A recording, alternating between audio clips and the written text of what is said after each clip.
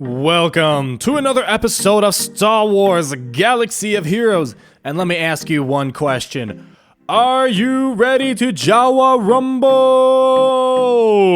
And that's right, folks. Today the Jawas are having their shining moment. We had all this hype from the past several months before the raid came out about how Jawas are going to be a thing. Ugnaught might actually be a thing. And from playing the raid, this is going to be phase 3 gameplay right here. The first two phases really aren't Jawa oriented.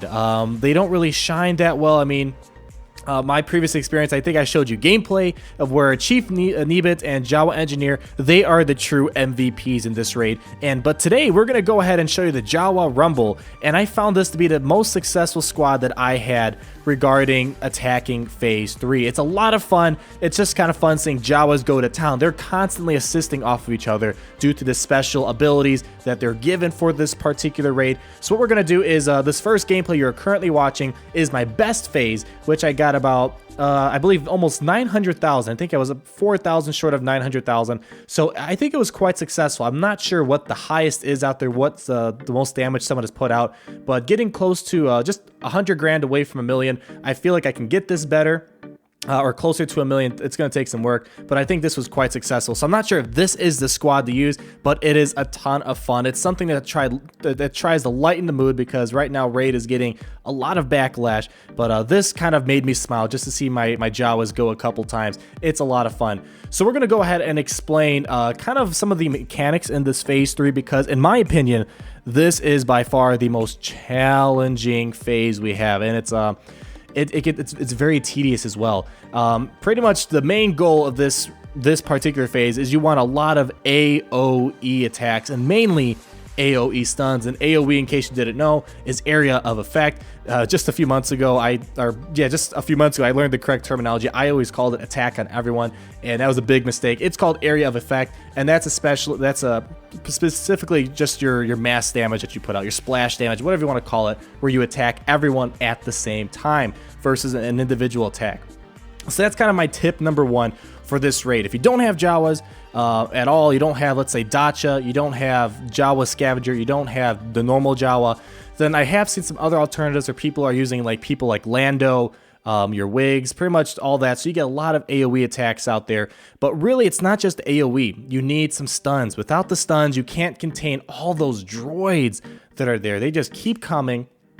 And the problem is, especially the ones that have the little triangle above their head, if you can't control them, then you're going to have a hard time, because they're going to go ahead and almost insta-kill you. If that droid with the little triangle above its head, the green one, if they take their turn, you're done for. So tip number one is try to get some stunning characters, whether it's Jawa, Dacha, maybe Palpatine. Palpatine is his mass stun that could help out a lot, but you want to try to stun all these droids as much as possible, but you cannot stun the big guy in the center, the B2 Super Battle Droid, and you can't do anything. You can't even touch the tank that's in the background getting repaired.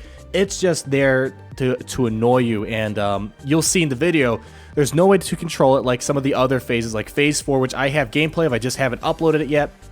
You can control when the insta-kill happens, because in the last phase, I'm just going to talk about it briefly, when you knock down the tank, and then all of a sudden, after the tank comes up, he calls it an airstrike. And if you do not have a buff on your character, the airstrike insta-kills you. So the solution to that is, one, just don't knock the tank down, or two, knock the tank down, but give everyone a buff right before the tank stands back up.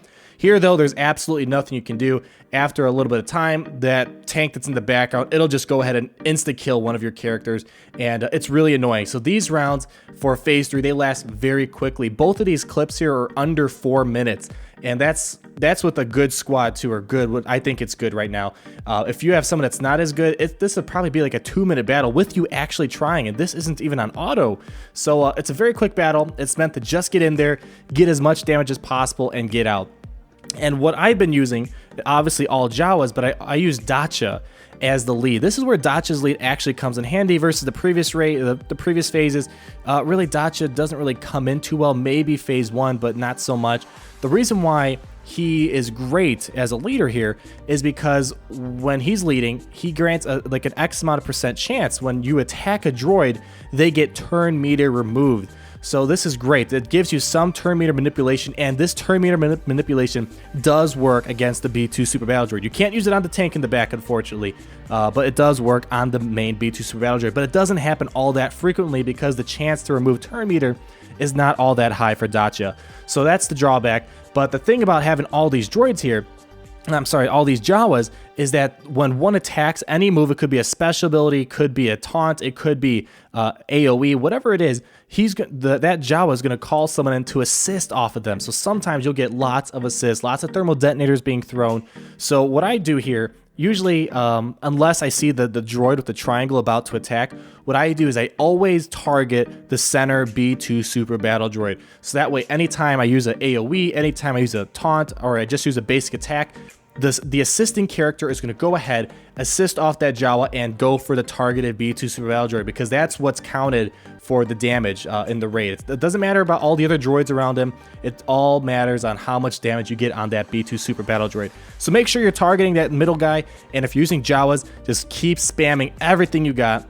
And you want to time the AoE attacks. You don't want to use the AoE attacks when there's already everyone stunned, because then you're just wasting it. You want to be mindful of the fact when you're going to use that AoE, because you want to use it when there's a lot of droids out there that aren't stunned, or there's a droid that's about to go, but you don't want to just waste a turn and specifically target that one because you'll lose a nice assist ability. So you want to go ahead and just target the center guy as much as possible, and then if someone's about to attack, mainly the triangle guy, you don't have to worry about the others, knock him out so he doesn't bother you. In terms of secondary lineups, I was okay. You guys saw in my 7-star General Grievous reveal, where it's after 6 months of farming, I finally got him to 7 stars. I tossed him in just for the heck of it in Phase 3, and with the lineup I used, it was mainly just droids and Stormtrooper Han. I got just 300,000, so it's okay. It's quick damage. It's probably what a lot of people are getting out there, but I find Jawas to be so far the most successful in this particular raid. And as you'll see in Phase 4, the droids and Jawa combo, or more specifically HK-47, 88, 86, Nebit, and Jawa Engineer, they are working phenomenally in both Phase 2 and Phase 4. So if you have droids, you're pretty good to go. But for this particular Phase 3, I am finding that this is the best way to go. Just having Jawas, a lot of AoE stuns. Ugnaught apparently is okay for this phase, but people were expecting him to be amazing in this raid, but really, just like Jawas, they're very specific to a particular phase. So if you got him, go ahead and toss him in here. Maybe replace Jawa Scavenger so you have a third AoE stun. But other than that, I definitely like what I have going on here. Jawa Scavenger does come in handy when you want to ignite all the thermal detonators. But let me know how it's going for you guys. Are you almost done? It's been 2 weeks. And we just got the Phase 4 yesterday, so it's been a long journey. So I'm hoping we finish this raid up by this week, but our first raid is, it's taking 2 weeks. So it's been a long journey here. Hopefully it's not as bad for you guys, but if it is, let me know in the comments. Let me know if you've seen someone of higher damage. I'm really curious to see what it is out there, because I haven't looked and see what other people have been getting, but this seems successful compared to my fellow guildmates who are doing Phase 3. But thank you so much for watching. Stay tuned. We will be doing a beginner series guide. You guys really like the idea, so we will definitely do that, and we'll definitely get some more Phase 4 gameplay coming up here. So thank you for watching. Like, comment down below, and subscribe, and we'll talk again later. Peace out.